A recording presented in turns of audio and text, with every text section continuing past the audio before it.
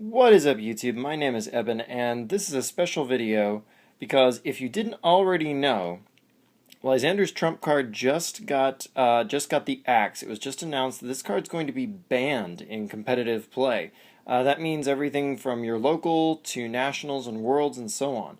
As of June 15th, or June 20th if you happen to live in Japan, which I imagine is not too many of my viewers, but although kudos to you if that is. But as of June 15th, you will not be able to play this card legally anymore. The reasons cited for this were because it basically eliminated a win condition from the game, it made games a lot longer. Basically, that was more or less it. There were 4 reasons cited. Check the official site. I encourage you at Pokemon.com if you want the full story, although it's not actually much longer than that. So not being able to play Trump card is kind of an interesting change. It's one of those cards that's about one of in a lot of competitive decks. Do I think it's going to change most of the metagame? Probably not. But I think what it is going to do is it's going to challenge control decks like Seismitoad to be a little more conservative in how they play.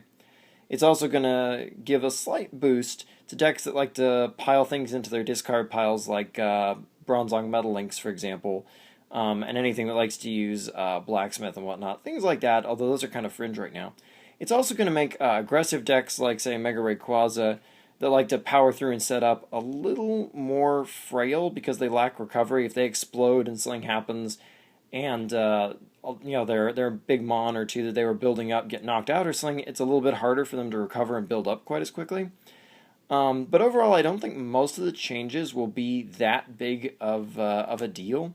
To be honest, part of what made Trump card a little obnoxious was the fact that it could so easily be recovered with Versus Seeker. You didn't have to conserve it.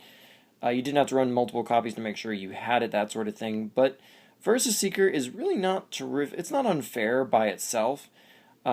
This card kind of made the dynamic duo possible, and really you only kind of play this once most games anyway. A few decks do kind of have the power to do more with it. But I do like that it actually frees up the game, and yes, Deck Out is a possibility now as an archetype. I mean, it's not really a thing right now, but who knows? A couple of sets down the line, and somebody could use that as their mechanic. It's hard to say. So overall, I think while it's probably a fairly minor change in the long run as far as how the games are going to feel, I think it is a good change overall, just to remove this option. If nothing else, because it's nice to not get hit by, say, 7 or 8 crushing hammers in a game. And it's nice that your opponent can't just, run their entire deck through and then trump card and then run their entire deck through and so on.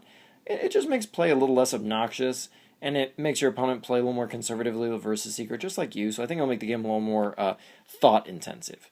So, feel free to leave your comments below if you want to, and if not, that's fine too. And until next time, like, comment, subscribe, and check out my channel for more Pokemon content.